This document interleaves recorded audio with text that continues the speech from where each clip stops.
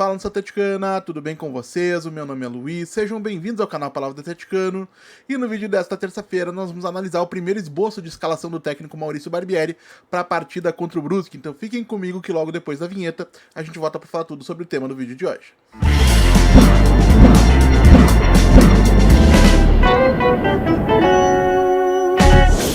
Então vamos lá para o tema do vídeo de hoje, pessoal, porque ao meio-dia desta terça-feira, dia 29 de abril de 2025, eu publiquei aqui no canal Palavra do Atleticano um shorts trazendo a informação de que o zagueiro Lucas Belezi tinha trabalhado como lateral direito nos primeiros treinamentos desta semana e que poderia ser uma opção para o técnico Maurício Barbieri no confronto de quinta-feira contra o Brusque, lá na Arena Joinville pela Copa do Brasil, e principalmente na partida entre Atlético Paranaense e Botafogo de Ribeirão Preto, que está marcada para o próximo domingo na Liga Arena. Porque neste confronto de domingo com o Botafogo de Ribeirão, o lateral direito colombiano Raim Palacios, que foi expulso no confronto com o Novo Horizontino, cumpre suspensão automática e não estará à disposição da comissão técnica. E de maneira quase simultânea, a equipe do canal Threads aqui no YouTube trouxe a informação de que o técnico Maurício Barbieri começou a esboçar a escalação do Atlético Paranaense para essas partidas. Eu acredito que essa informação tenha sido divulgada enquanto eu gravava o shorts, que foi ao hora meio-dia, por isso ela não foi considerada. E por ela não ter sido considerada, é justamente que a gente vai dar uma olhada no que o técnico Maurício Barbieri tem em mente nesse momento e vamos tecer aí os nossos comentários. Aguardem só um minutinho que a gente volta com a prancheta na tela. Voltamos então com a prancheta já na tela e com a escalação que pode entrar em campo ou na próxima quinta-feira ou no próximo domingo. No gol, o goleiro Mikael, até aí zero surpresa, ninguém imaginava uma mudança nessa posição. E as primeiras mudanças, as primeiras atualizações começam a surgir na lateral direita. Como eu mencionei, na quinta-feira, se o Maurício Barbieri quiser contar com o Raim Palacios, ele tem um jogador da posição à disposição e ele pode começar jogando sem nenhum problema. Agora, no próximo domingo, ou até na quinta-feira, se o Maurício Barbieri de repente já quiser começar a trabalhar essa mudança, ele tem duas opções. O Atlético trabalha para recuperar fisicamente o lateral direito Dudu, que foi contratado no início da temporada, com expectativas de que assumisse a titularidade na posição. Agora, caso o Dudu não se recupere ou não tenha condições de disputar uma minutagem suficiente para justificar uma titularidade, nós podemos ter o retorno do Raul, a equipe titular, como lateral direito, tá? No miolo de zaga, teríamos ou Abraão e Léo, ou Abraão e Tobias Figueiredo. Essa alternativa também foi testada, com o Fernando fechando o quarteto de defesa, porque o Lucas Esquivel e o Luiz Fernando sentiram desconfortos musculares nesse início de semana e estão sendo observados pela comissão técnica para determinar se eles terão ou não condição de enfrentar o Brusque na próxima quinta-feira. Nesta terça-feira, o Luiz Fernando trabalhou com a equipe, então a tendência é que ele esteja à disposição. Logicamente, tudo vai depender da evolução do quadro até o dia da partida. O Lucas Esquivel ainda não trabalhou normalmente, então a gente não tem como cravar nem que ele vai estar em campo, também não temos como descartar que ele esteja, mas caso isso não aconteça, o titular deve ser o Fernando.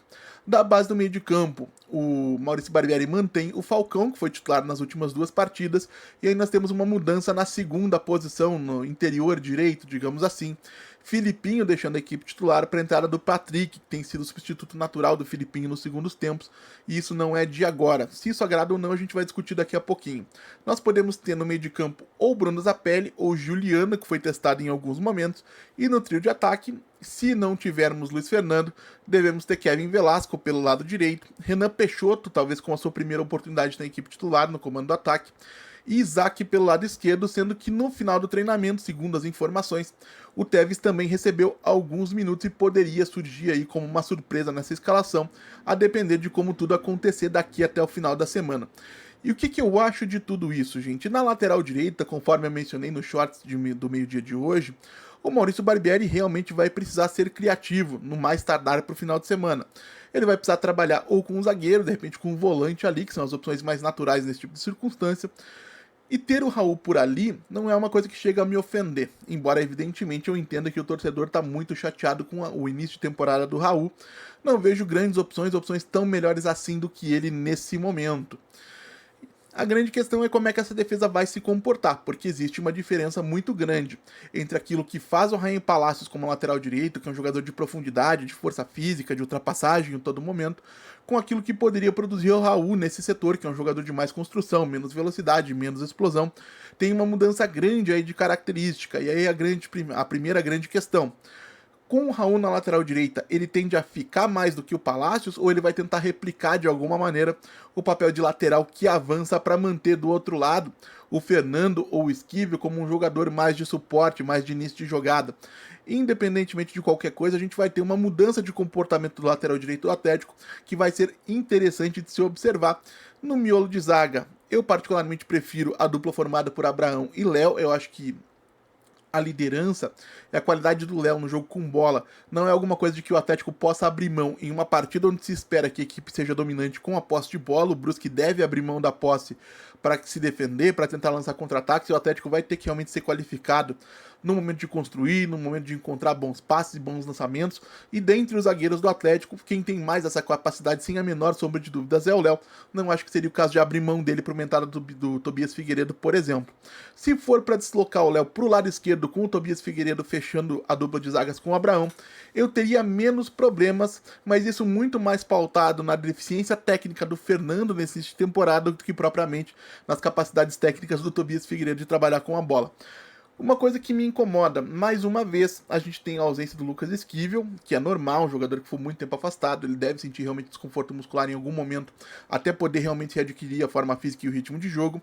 E mais uma vez a gente percebe zero intenção da comissão técnica de trabalhar com as categorias de base, porque um substituto possível seria o Leonardo Derrick. Leonardo Derrick, destaque da base do Atlético, jogador de seleção brasileira sub-20, e segue sendo completamente desconsiderado para essa posição. E mesmo que a Monique Villar tenha trazido a informação ultimamente de que o Maurício Barbieri não deve contar com o Leonardo Derrick pelo lado esquerdo, justamente porque ele nas categorias de base foi treinado como ala, inclusive jogou como ponta em algumas partidas, eu compro muito dificilmente esse discurso, ou dificilmente compraria esse discurso, para ser mais preciso, porque eu entendo que o Leonardo Derrick já tem trabalhado com a comissão técnica do Maurício Barbieri desde o início da temporada. Evidentemente ele passou um período afastado, mas não acredito que seja somente uma questão de adaptação. Um ala e um lateral são jogadores diferentes, mas também não são tão diferentes assim a ponto de tornar absolutamente inviável essa utilização, principalmente se o Atlético for ter, como poderia ter nesse jogo, um lateral direito que seja um zagueiro ou um volante, um jogador de menos intensidade pelos lados. Acho que o Leonardo Derrick teria tudo sim para ser aproveitado, e mais uma vez a comissão técnica vai se arvorar de um jogador veterano em nível baixo de rendimento técnico recente, como é o caso do Fernando, e isso tende a gerar muitas dores de cabeça, muitas desconfianças no torcedor em geral. E eu entendo perfeitamente, esse quarteto de zaga dessa maneira não me agrada, me agradaria muito mais com o Leonardo Derrick recebendo a primeira oportunidade para enfrentar, né, como titular o Brusque na Arena Joinville.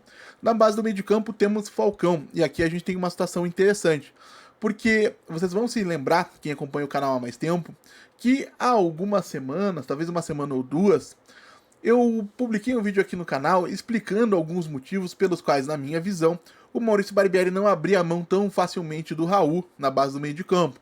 Dentre esses motivos, eu destaquei que o Filipinho, ele não era um grande passador para ser colocado aqui. Agora, a partir do momento em que o Maurício Barbieri saca o Raul da equipe para colocar o Falcão, que contra o CRB fez uma partida excelente também com bola, mas contra o Novo Horizontino, a gente já percebeu um desempenho mais modesto nesse sentido, um desempenho de um jogador menos versado no momento de passar, de encontrar alternativas.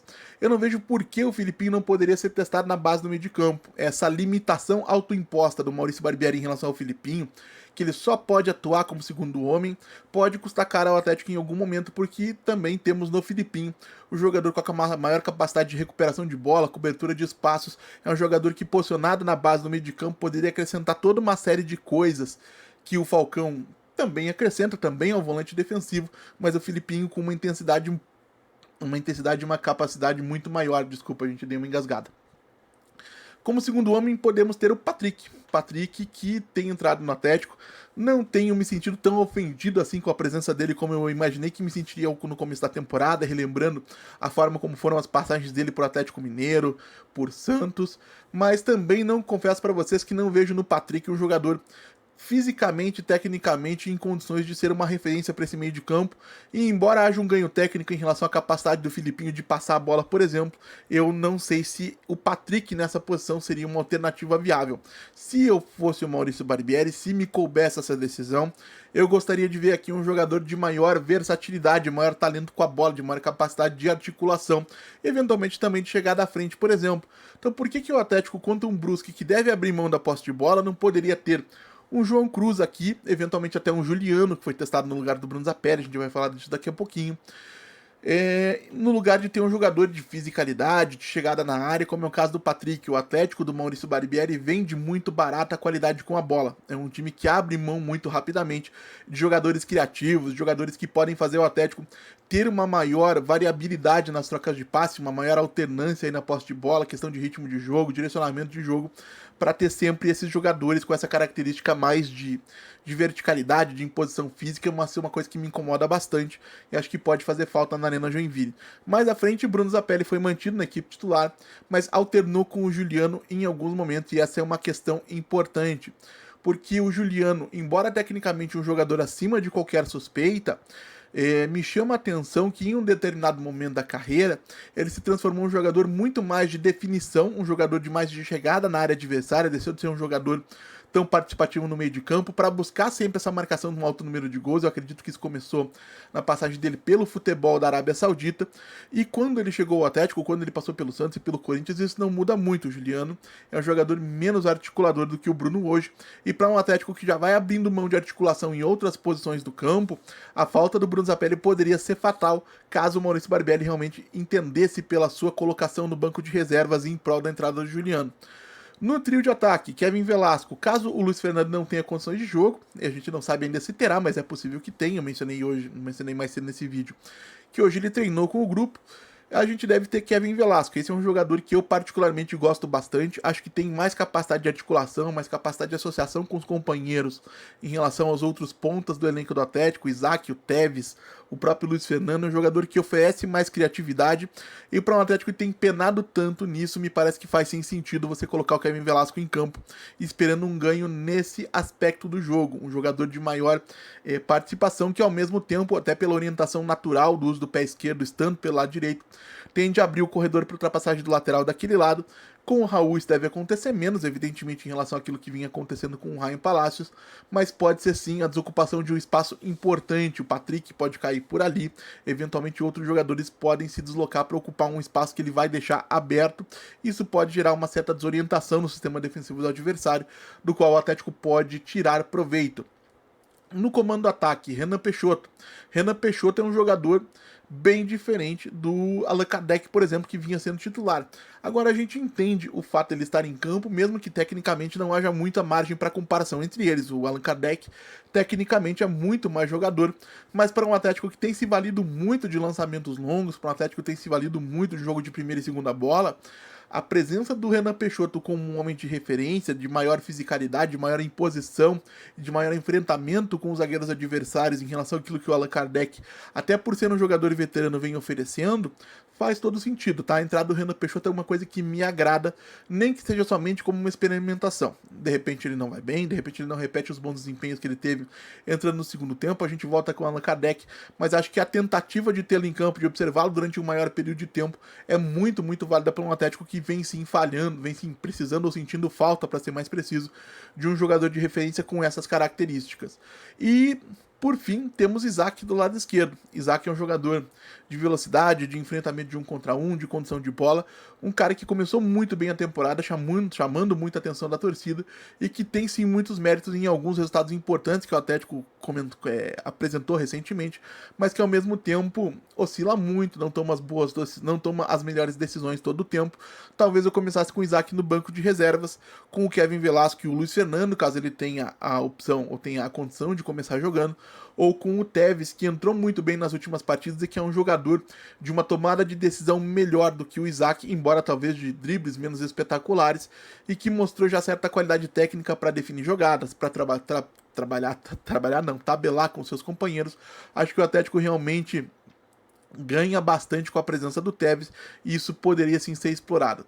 Então, gente, deem só um minutinho que eu vou encerrar aqui a prancheta tática, e a gente já volta para conversar sobre essa escalação. Voltando então para a tela cheia, pessoal, para arrematar o vídeo de hoje, dizendo que vejo alguns pontos positivos e alguns pontos negativos nessa escalação. O primeiro grande ponto positivo na minha forma de ver a volta do Kevin Velasquez, equipe titular, a tentativa com o Renan Peixoto, tende a funcionar muito bem essa parceria entre eles.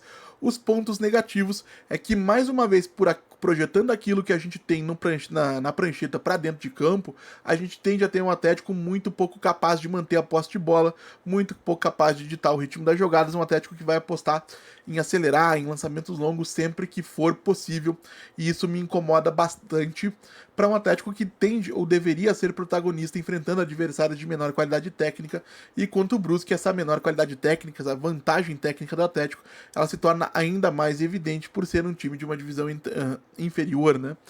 Então o Atlético vai abrindo mão de qualidade na posse de bola, e isso talvez seja assim muito perigoso caso a equipe não consiga abrir e encontrar alternativas para abrir o placar logo nos primeiros minutos.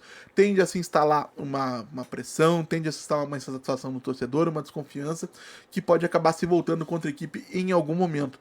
E lamento também, lógico, a teimosia do Maurício Barbieri, porque esse é um termo que o Thiago Marquezine usou falando sobre o Maurício Barbieri num vídeo de hoje, se não me engano, ou de ontem. E ele tem toda a razão. O Maurício Barbieri vai se prendendo em algumas convicções de uma maneira tão agressiva que não permite que ele teste novas alternativas, que não permite que ele realmente aposte no Atlético, que assuma o papel de protagonista que ele mesmo prometeu em algum momento ao longo da temporada. Então, vamos torcer para que funcione, tá? Tô deixando bem claro que tem sim pontos positivos, mas eu tenho algumas dificuldades com essa escalação que tendem a se agravar ou se tornar mais evidentes se o Atlético não conseguir abrir o placar na primeira meia hora de jogo contra o Brusque, por exemplo. Mas quero saber também a opinião de vocês, claro, o que vocês acharam dessa possível escalação, desse esboço de primeira escalação trazido pela informação da equipe Tretes. Deixem aí nos comentários, como eu sempre digo aqui, eu leio todos. E se você está chegando agora, eu vou pedir que você deixe o seu like, se inscreva no canal Palavra do Atleticano, compartilhe o conteúdo em redes sociais. A gente volta a falar do Atlético Paranaense amanhã aqui no canal Palavra do Atleticano. Muito obrigado mais uma vez pela atenção de todos e até a próxima!